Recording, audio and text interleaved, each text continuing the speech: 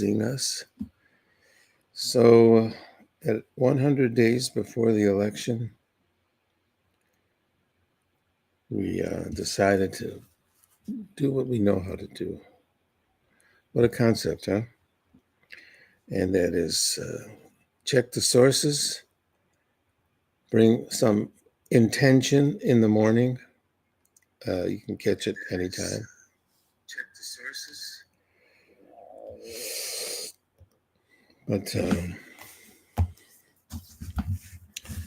we're here every day except Shabbat on our way up to the election. We felt the necessity to bring something special during this period. This period is important.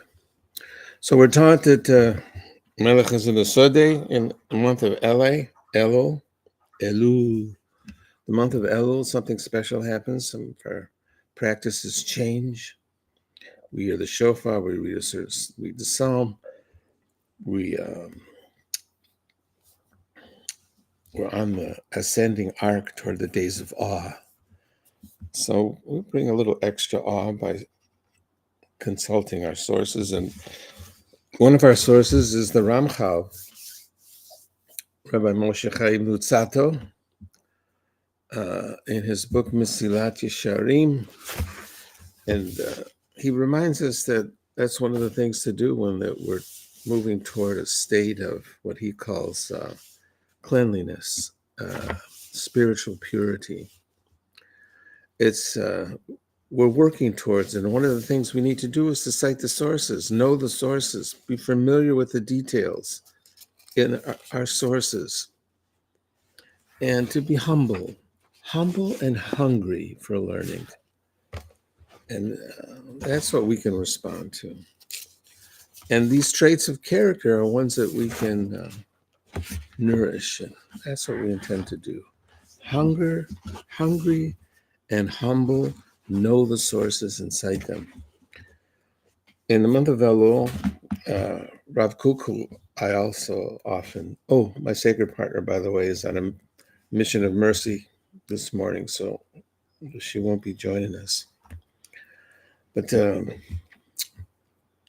Rav Kook reminds us he takes every month and parses the acronym in an original way, really interesting way.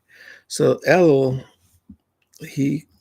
Elul, Aleph, Lamed, Vav, Lamed, Acharon HaChodashim, the last of the months, the end of the year, the heart, the Jewish heart, shaking and changing rebelliousness. And to the soul, the voice of God is calling. Uvenafsho kol Elohim koreh, she'agat tehara, a roaring for purity, of purity, to return, lashuv, to return, lasot tzedakah, do acts of righteousness, and open up the gates of the universal Torah. Beautiful, huh? Let me tell you about Luzzatto for a second, too. Oh my God, Luzzatto, what an interesting 18th century source that we're citing in this piece that we refer to, Mesilat Yesharim, known as the Ramchal, Rabbi Moshe Chaim Luzzatto. So one year I wintered in Venice. My routine took me into the ghetto daily. The second week there, I noticed the building with the name Luzzatto on it. This is Scola of the Luzzatto family. My companion told me the Luzzattos, the school of the Luzzattos, the proudest and not the proudest chapter of Venetian history. My companion opened the story for me as we crossed the bridge into the ghetto. And the most famous of them were Moshe Chaim Luzzatto. He was born in Padua, near Venice, in 1707, the site of the old university founded in 1222, broken off from the University of Bologna. a university without Catholic constraints, a center of intellectual inquiry. Galileo and Copernicus taught there. The Luzzatto family were descendants, traced their origins back to an immigrant who migrated to Italy from Germany, province of Lausitz. Luzzatto corruption, they think of that place name. But the prayer rite of the Scuola Luzzatto in Venice retained the German rite of Jewish prayers, so there could be some truth to this origin story of the family. His father was a merchant. Jacob Luzzatto tutored his son faithfully in Latin and other classical languages. So he grew up, he was an Elui. He was really, wow, yeah. And he read everything. He came under the influence of a teacher named Bassani, Yeshaya Bassan. And they were interesting in Kabbalistics, And it was in the library of Bassani Luzzatto familiarized himself with Kabbalah. He read everything. He memorized all the writings of the Holy Ari, Rabbi Isaac Lurie, at 14. And so began his lifelong fascination with dangerous and forbidden subjects. I'll tell you some more in coming weeks, coming days about Luzzatto. Elul. First, I'm going to read a little piece here that I take from one of our beautiful sources, Sfat Emet, who writes in his book that I heard this from my grandfather, said the Sfat Emet. When we enter Elul, we read it out from Psalm 100, verse 3. There's a variant in that psalm. It's an interesting variant. It goes, first, know that God, Hashem is God, who has made us, not we ourselves. And then there's a variant of that we belong to God. These are homonyms. I could show it to you on a piece of paper, but to take my word for it. From Psalm 103. And not we ourselves, we belong to God. So the way that the Sfat Emet taught it, that he brought down from his grandfather, first we are not. Then we are yours. First we are bittul, we call it. We become little. We become yours when first we diminish that ego separation. I am yours when I am less than more. And Elul has both these variations in the word. Aleph, Lamed, Vav, Lamed, the two lows. The figure turns on two different lows. One is a negative and one is I belong to you. And if you turn them around, you get Elul. I belong to you first when I am not, when I become humble. Bittul, when I become little, humble. We become yours that way when first we diminish our separation. We learn humility. I am yours when I am less than more. That's Elul. We come to Elul. Yeah. So we have to remember Isaiah. We're still in the 7 weeks of comfort, these comfort messages from Isaiah.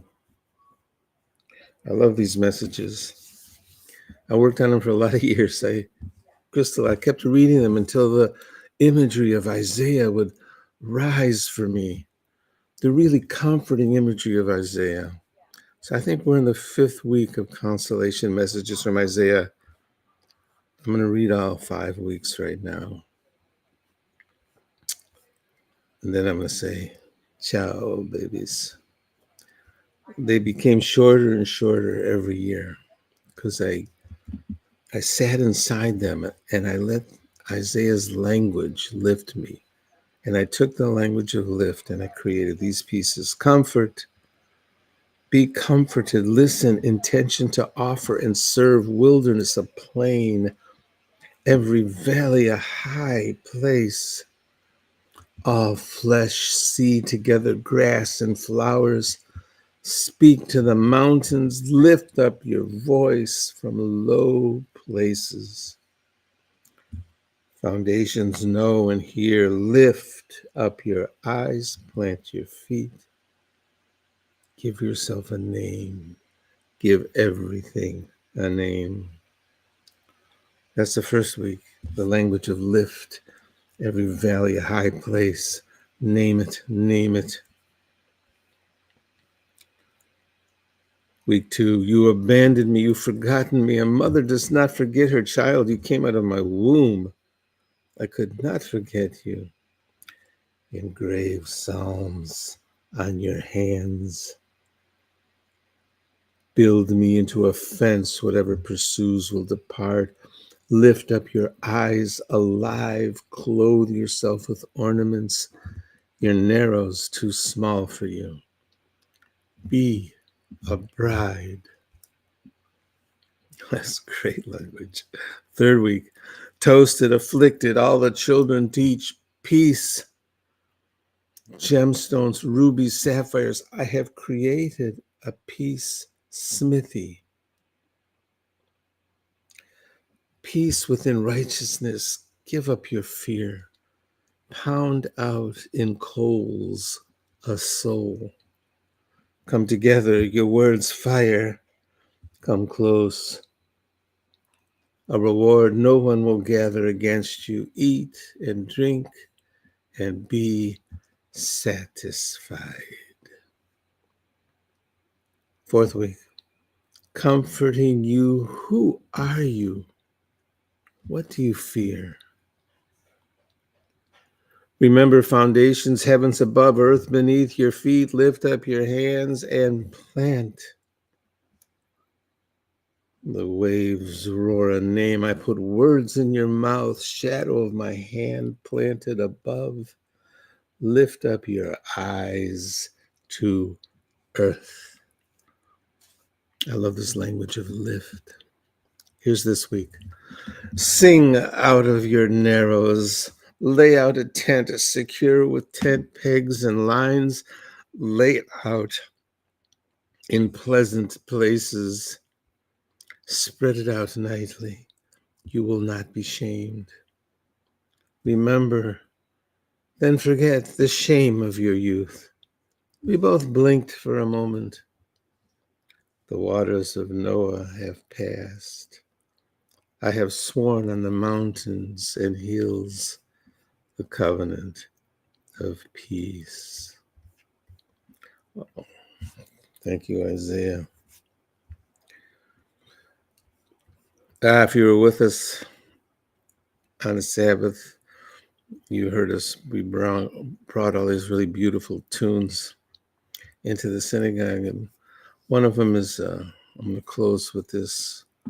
It's a melody from, well, it's taken from an old Sephardic melody. Really interesting. There's one verse.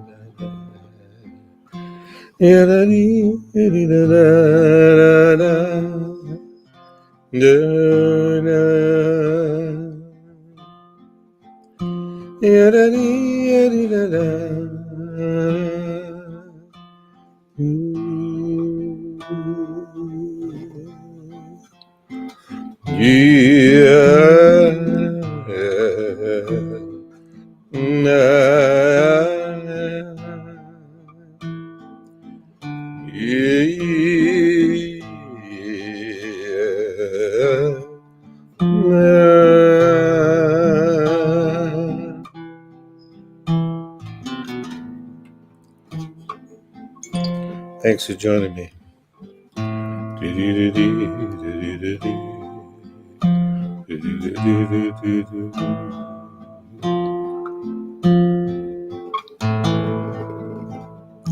We'll be here tomorrow, God willing. We're counting down toward the election, day at a time, citing our sources, bringing them up, training ourselves to go deeper. That's what we do. What's our response to the squeeze? We learn a little something. Ciao, babies. Thanks for joining me. I appreciate you.